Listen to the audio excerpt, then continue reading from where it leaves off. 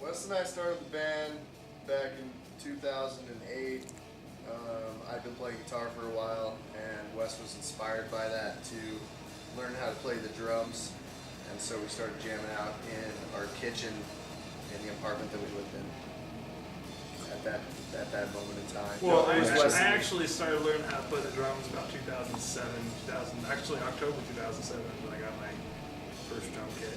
And it kind of progressed to where we were like, hey, this could definitely be something we can bring people in because people were interested in being around us and stuff like that. Eventually, we got with the solid unit that we are now, and the rest is history. Well, I guess Shades, as it's known now, was what, officially formed 2010? Yeah, I like going by that. Like, we can say when we got the name, we can say with the members that were there and stuff. Like, actually, getting the name's kind of cool because if I got anything from college, it was our name.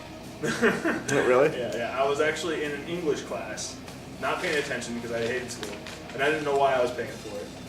But I was, just sitting there milling along, and I heard the teacher say, I heard just the line "shades of interpretation." I was like, that's really cool, and I wrote it down. And the collective band at the time, and Gage actually wasn't even in the band at the time. It was me, Ryan, Matt, and Pat. Yeah. You need to wiki that shit.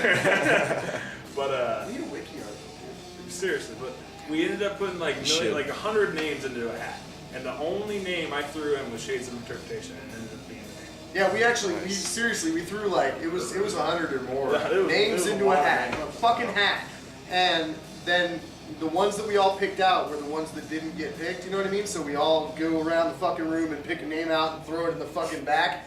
And the last name that was in the hat was the one that we were going to pick for the band name. It was the only one that he put in there. And it was Shades. So crazy. That was pretty awesome. Good stuff. Yeah. No regrets? Really, and that was back in 2008, but like really that's the only thing from the past that I like to I think that the official formation time of Shades of Interpretation was probably 2010. lineup that we've had that I don't see going anywhere ever. 2000. And that's when we started playing shows, was 2010, so I think that's a good point to call that an official. Awesome. Well, honestly, dude, we're all veterans because we've all been doing this with each other for quite some time. Like, we got a solid lineup within, a year and a half of doing the formation of the band. Yeah. Nice. Well, Gage was actually kind of funny because when we met Gage was like, what, 15 or something? 14. Yeah, 15 years old. 13 or 14. And I worked at a gas station that was right up the street from the apartment that Wes and I shared at the time. And he used to come in all the time and like bug me about music and annoy the fuck out of me. I don't do that. And then he dropped by practice a couple times. And the cool thing about this kid, which is kind of a cool story, is that he dropped by practice a few times and watched us play around or whatever, just kind of sat in silence. Then eventually he started prodding us a little bit. He was like, "You guys should let me play guitar." And we're like, "No." He's like, "You guys should really let me play guitar." And I want to play guitar. And we're like, "No."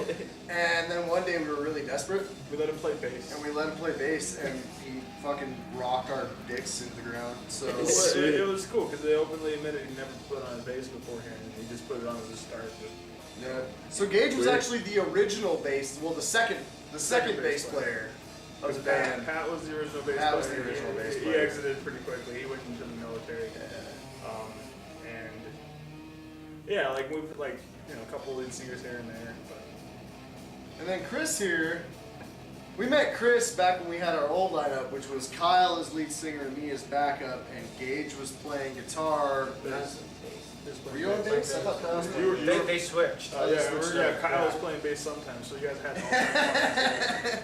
all we didn't only confuse ourselves, we confused We had no idea what the fuck we were doing when we started this thing. But yeah, Chris, we actually were auditioning for a bass player, for a permanent bass player, and Chris showed up. We'd had a couple of people, I think, before Chris, but Chris showed up and was really good, man. Like, came in and meshed really, really well.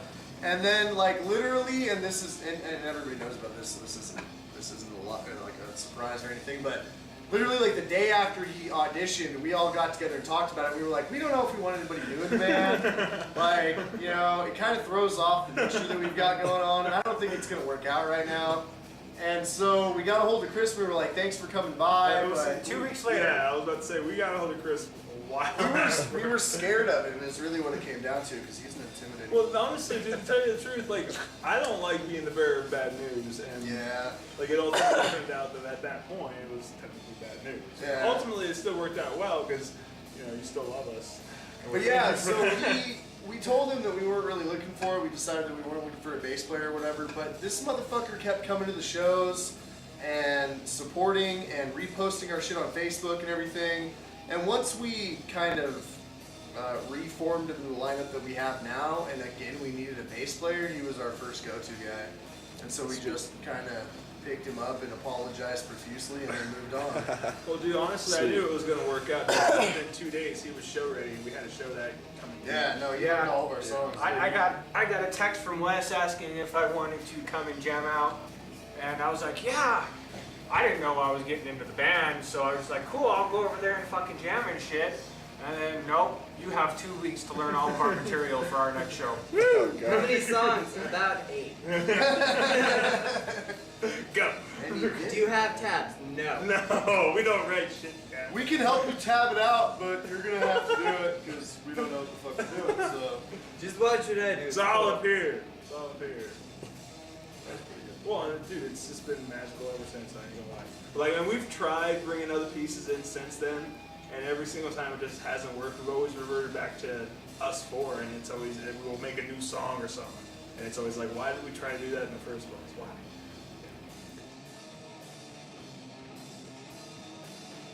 It ushered in a way where we had a lot of groundbreaking stuff that happened. But, you know, it was definitely a stepping stone. I think it's been a benefit for both parties. Like, I don't think it's a regrettable thing at all. Like, it's no offense to him, got us to where we are now. So, like, Wow. he made yeah, his Kyle decision. was a great member of this band, but him leaving the band actually made us better because we had to Step up. learn how to substitute, you know what I mean, or adapt to him not being around. And mostly that was on my part to a certain extent because I had to take primary responsibility of the vocals. And at that time, my vocals weren't as strong as they are now. Granted, they can get a lot better than they are now, but they weren't where they are. You know what I mean? And so I had to do a lot of learning and working on that. So Growing. yeah.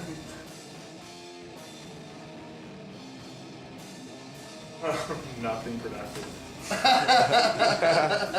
Next question. I guess that would be an individual question before the band formed. Right. What I was. I guess band formed before maybe you joined too. You know, like the questions would have to be formed, joined. What was I? You mean what was I doing? Like what were we doing?